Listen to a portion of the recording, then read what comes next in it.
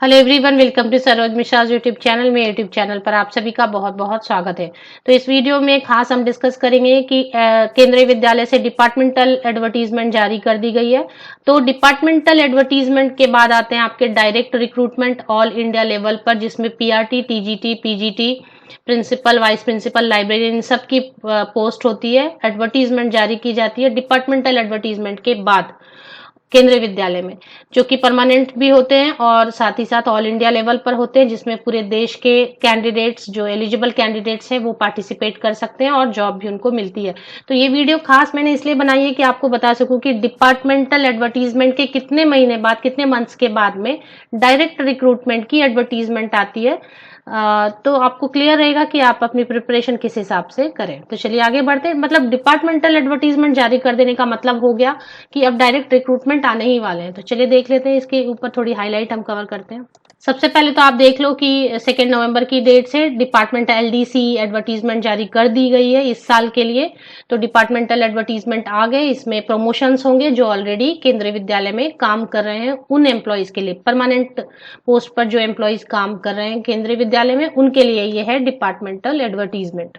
अब समझ लेते हैं कि 2018 में कैसा हुआ था। पहले डिपार्टमेंटल एडवर्टीजमेंट आई थी, देखिए मैंने हाईलाइट किया हुआ 9 अप्रैल 2018 को डिपार्टमेंटल एलडीसी 2018, देखिए मैंने हाईलाइट किया हुआ है।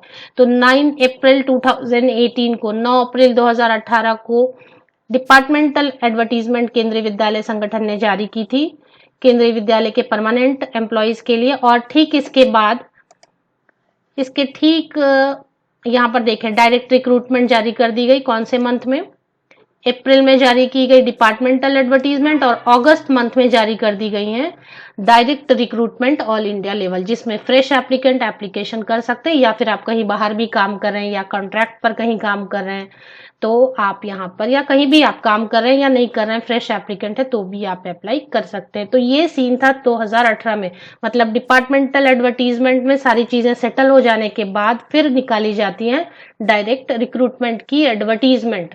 तो अप्रैल में निकाली गई डिपार्टमेंटल एडवर्टीजमेंट, अप्रैल मंथ में बिल्कुल शुरू में 9 अप्रैल को, और उसके बाद 24 अगस्त को निकाली गई डायरेक्ट रिक्रूटमेंट की एडवर्टीजमेंट। मीन अप्रैल के बाद मई, जून, जुलाई, अगस्त, मई, जून, अप्रैल भी आप ले लें क्योंकि इनिशियल फर्स्ट 9 अप्रैल, मतलब अप्रैल, मई, जून, जुलाई, अगस्त, 5th मंथ में, 5वें महीने में निकाल दी गई डायरेक्ट रिक्रूटमेंट। तो इसी तरीके का सीन अभी भी यहाँ पर रहेगा। जैसे इसके एग्जाम हो जाएंगे, सारी चीज सेटल हो जाएगी, क्लियर हो जाएगी, तो इनिशियल शुरू में नवंबर में निकाली गई है एडवर्टीजमेंट, तो ठीक 5 महीने बाद या 4 महीने बाद या 4 से 6 महीने बाद आपको डायरेक्ट रिक्रूटमेंट की एडवर्टीजमेंट केंद्रीय विद्यालय संगठन की तरफ से देखने को मिलेगी। तो मतलब नवंबर, दिसंबर, जनवरी, फरवरी, मार्च में मोस्टली आपको, मार्च अप्रैल में आपको mostly direct recruitment advertisement PRT, TGT, PGT, principal, vice principal, librarian, और हो सकता है अगर बहुत ज्यादा हो गया तो एनटीटी के लिए भी इस बार वैकेंसी परमानेंट आ सकती है। तो मेरे हिसाब से अप्रैल का मंथ रहेगा जिसमें एडवर्टीजमेंट आएंगी डायरेक्ट रिक्रूटमेंट की। मार्च से लेके अप्रैल मंथ तक आ जाएंगी लेटेस्ट, मार्च या फिर अप्रैल लेटेस्ट, जैसा प्रीवियस इनका पैटर्न रहा है।